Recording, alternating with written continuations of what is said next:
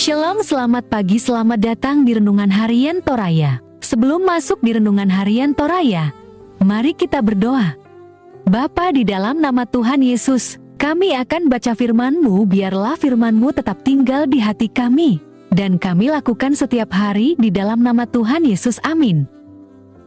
Pembacaan terdapat pada Kitab Keluaran pasal 5 ayat 10-23. Musa menghadap Firaun, bangsa Israel makin ditindas. Maka para pengerah bangsa itu dan para mandurnya pergi dan berkata kepada mereka, "Beginilah kata Firaun, aku tidak memberi jerami lagi kepadamu. Pergilah kamu sendiri mengambil jerami di mana saja kamu mendapatnya.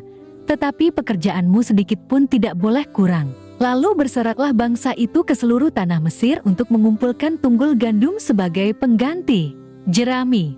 Dan pengerah-pengerah itu mendesak mereka dengan berkata, "Selesaikan pekerjaanmu, yaitu tugas sehari, seperti pada waktu ada jerami." Lalu pengerah-pengerah Firaun memukul mandur-mandur Israel yang mereka angkat sambil bertanya, "Mengapakah kamu pada hari ini tidak menyelesaikan jumlah batu bata yang harus kamu buat seperti kemarin?"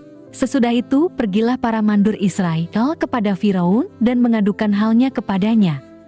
"Mengapakah tuanku berlaku seperti itu terhadap hamba-hambamu ini? Rami tidak diberikan lagi kepada hamba-hambamu ini, tetapi walaupun begitu, kami diperintahkan, buatlah batu bata, dan dalam pada itu hamba-hambamu ini dipukuli, padahal rakyat tuankulah yang bersalah."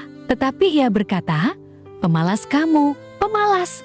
Itulah sebabnya kamu berkata, 'Izinkanlah kami pergi mempersembahkan korban kepada Tuhan.' Jadi sekarang, pergilah, bekerja, jerami tidak akan diberikan lagi kepadamu, tetapi jumlah batu bata yang sama harus kamu serahkan." Maka mengertilah para mandur Israel bahwa mereka ada dalam keadaan susah, karena dikatakan kepada mereka, "Kamu tidak boleh mengurangi jumlah batu bata pada tiap-tiap hari." Waktu mereka meninggalkan Firaun, berjumpalah mereka dengan Musa dan Harun yang sedang menantikan mereka.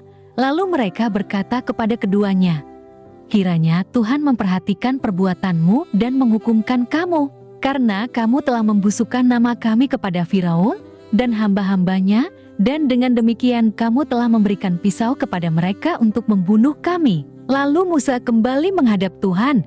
Katanya, "Tuhan, mengapakah kau perlakukan umat ini begitu bengis? Mengapa pula aku yang kau utus? Sebab sejak aku pergi menghadap Firaun untuk berbicara atas namamu, dengan jahat diperlakukannya umat ini, dan engkau tidak melepaskan umatmu sama sekali." Tema hari ini adalah, engkau tidak melepaskan umatmu sama sekali. Anateira mirampanani tutaumi.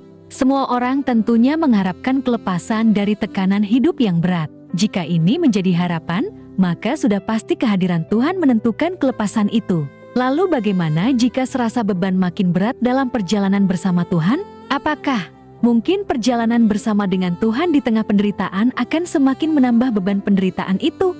Umat Israel dalam Keluaran pasal 5 ayat 10-23 merasa bahwa justru beban penderitaan mereka makin bertambah ketika Musa dan Harun abdi Allah itu datang menyampaikan berita kelepasan mereka dari perbudakan di Mesir. Beban pekerjaan mereka menjadi semakin berat dengan tuntutan hasil pekerjaan yang tetap. Dalam situasi ini, Musa dan Harun pun mempertanyakan rencana Tuhan. Mereka menganggap Tuhan bengis terhadap orang Israel.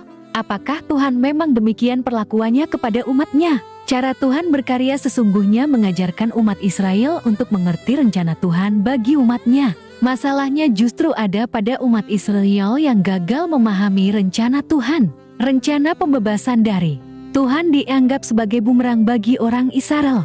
Tuhan jelas-jelas menginginkan kelepasan Israel. Penderitaan berat yang dialami umat Israel bukan rencana Tuhan melainkan tindakan Firaun. Bagaimana dengan kita? Mampukah kita menangkap dan memahami kehendak Tuhan apabila kesulitan dan penderitaan terjadi dalam hidup kita? Seringkali situasi, perlakuan dan kecerobohan kita dan orang lain yang menyebabkan penderitaan dianggap sebagai perlakuan Tuhan atas kita. Kita sering lupa memusatkan pikiran dan perhatian kita kepada Tuhan. Oleh karena itu, serahkan segala gumul, kesulitan dan penderitaan kita kepada Tuhan. Berjalanlah terus bersamanya, fokuslah kepadanya. Tuhan pasti dan sedang merancangkan kelepasan bagi kita, karena Ia melampaui segala kesusahan kita. Amin. Mari kita berdoa. Bapa di dalam nama Tuhan Yesus, kami sudah baca firman-Mu, biarlah firman-Mu tetap tinggal di hati kami, dan kami lakukan setiap hari di dalam nama Tuhan Yesus. Amin. Selamat beraktivitas. Tuhan Yesus berkati. Amin.